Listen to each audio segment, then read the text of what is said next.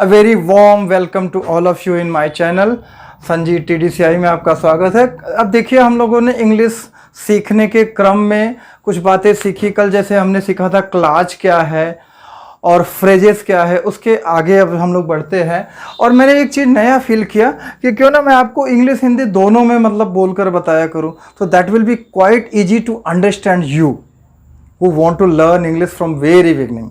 क्योंकि जब आदमी सुन सुन के ज़्यादा सीखता है, तो अगर मैं हिंदी में भी बोलूँगा और इंग्लिश में भी बोलूँगा तो that will be quite helpful for you.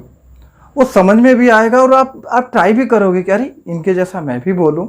तो आप ये समझने के साथ साथ बोलना भी, आप बोलने का भी प्रयास करें, ऐसी बात नहीं है ना। तो अगर इसमें प्रॉब्लम हो कि ना केवल हिंदी में ही एक्सप्लेन करें, तो आप मुझे प्लीज़ कमेंट करके बताइएगा। लेकिन मेरे हिसाब से तो यही अच्छा लगता है कि इंग्लिश और हिंदी दोनों ही लैंग्वेज में अगर एक्सप्लेन किया जाए, so that will be quite helpful for you all. Okay, so yesterday we have learn. तो आज देखिए ये सेंटेंस थोड़ा छोटा लग रहा होगा आपको। सेंटेंस माने आपका वाक्य, सेंटेंस माने वाक्य। कल सीखे थे वो क्या है, वर्ड क्या था, शब्द, शब्द कैसे बना, लेटर्स को फॉर्म कर करके शब्द बना, कई लेटर्स को मिला करके जिसका मीनिंगफुल अर्थ निकले, जिसका मीनिंग कुछ हो, कुछ आशय हो, तो वही अपना था शब्द। अब देखिए सेंटेंस भी बताया था मैंने, तो उसको कंबाइन करके, वर्ड को कंबाइन करके जो है आपका शब्द बनता था। ठीक है, तो आज आगे देखेंगे। तो सेंटेंस शब्दों का ऐसा समूह जिससे पूर्ण भाव व्यक्त हो, मीन्स उसका मीनिंग निकलना चाहिए। ऐसा नहीं कि केवल आप वर्ड्स को कंबाइन कर दिए and those collection of words are not giving any meaning, तो वो कुछ ना कुछ उसका मीनिंग निकलना चाहिए। तो वही लिखा है, शब्दों का ऐसा समूह, समूह मीन्स कलेक्टिवली उसको, वर्ड्स को जो है फॉर्म करोगे ऐसा कि उसका मीनिंग कुछ निकले। फिर लिख रहा है जैसे जैसे यहाँ पे एग्जाम्पल्स दिए गए हैं, the sun sets in the west. अभी आप एकदम स्टार्टिंग से हो तो मीनिंग वगैरह कुछ प्रॉब्लम होगी। तो सेट माने होता है अस्त होना, सूर्य डूबता है, तो उसी को अपना सेट। तो sun sets in the west, पश्चिम में जो है सूर्य अस्त होता है। फिर यहाँ लिख रहा है हाउ डू यू डू। तो यहाँ पे सेंटेंसेस दिए गए हैं, देखो ये वर्ड्स, हाउ है, हाउ का मतलब कैसे होता है, ये डू यू डू है ना, ये आपका टेंस में आएगा। आप रोज पर डे जो है स्टेप बाय स्टेप सीखोगे, तो ये चीज़ें ध्यान दीजिए।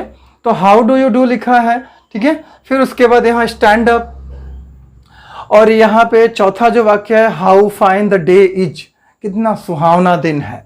फाइन माने सुंदर, अच्छा। तो मैंने कहा था कि आप अगर वर्ड पावर डेवलप करना चाहते हो, देन यू मस्ट रीड और टेक्स्ट बुक, लोअर क्लास का ही पढ़ो, छोटे भाइयों को जो छोटे भाइयों का बुक है उसको पढ़िए, then you will get a lots of meaning, lots of spellings, words from that book. Okay, तो उस पुस्तक से ढेर सारी किताबों से ढेर सारे वर्ड पावर मिलेंगे, तो जिससे आपका वो वोकैबुलरी जो है बढ़ेगा, जो शब्दकोश है वो बढ़ेगा। तो यहाँ पे 4 तरह के सेंटेंसेस देखे। अब यहाँ पे देखिए, या ध्यान दीजिए, अब यहाँ सेंटेंस का मैं डिवीजन बताने जा रहा हूँ। So that's why I have given here the 4 sentences such as the sun sets in the west, सूर्य जो है पश्चिम में जो है अस्त होता है। तो यहाँ उसका मीनिंग बताओ। यहाँ पहला वाक्य असर्टिव सेंटेंस है, दूसरा वाक्य प्रश्नवाचक है, हाउ डू यू डू, आप कैसे हो।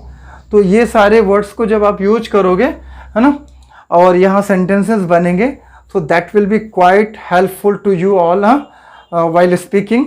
तो स्पीकिंग करने के दौरान जो है तो आपको बहुत ज़्यादा वो सुविधा पहुँचाएंगे। स्टैंड अप, यहाँ पे ऐसा पता चल रहा है कि किसी को कहा जा रहा है कुछ, तो यहाँ बोलने का एक्सप्रेशन से जो है वो सारी चीज़ें समझ में आ सकती हैं। स्टैंड अप, खड़े हो जाओ, तो means order, it's a order. तो यहाँ पे ऑर्डर दिया जा रहा है। और how fine the day is, कितना सुहावना दिन है, ये एक्सप्रेशन है अपना दिखा रहा है। तो पहला वाक्य असर्टिव सेंटेंस है, दूसरा वाक्य प्रश्नवाचक है, यहाँ पे देखिए क्वेश्चन वाला। तो ये वाक्यों के प्रकार बताए जाए। तीसरा वाक्य इम्परेटिव सेंटेंस है, और चौथा वाक्य एक्सक्लेमेटरी है, विस्मय बोधक है, जिससे आश्चर्य प्रकट हो, कितना भयानक चित्र, हाँ। तो ये सारे है ना, कितना सुंदर दृश्य।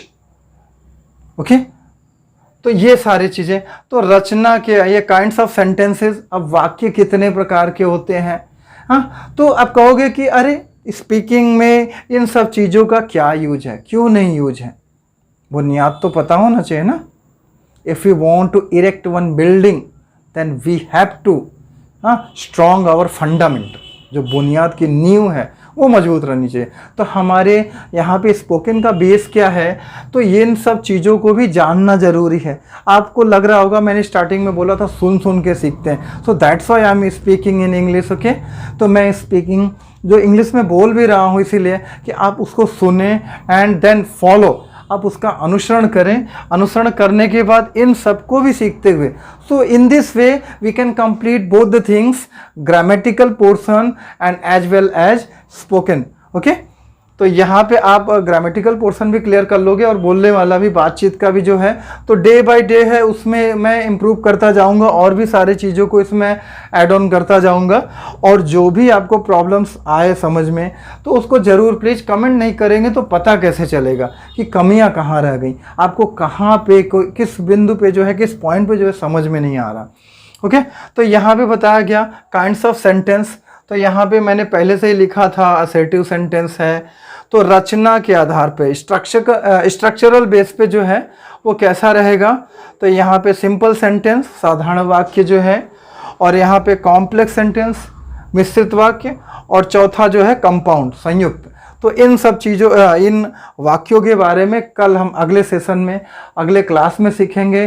तब तक के लिए आप खुश रहें और खुशियाँ बांटते रहें, और जो है चैनल को ज़रूर सब्सक्राइब करें और फ्रेंड्स को भी ज़रूर सजेस्ट करें, मीन्स शेयर भी करें, और जो भी कमियां हो उसमें कमेंट बॉक्स में ज़रूर बताएं। जय हिंद।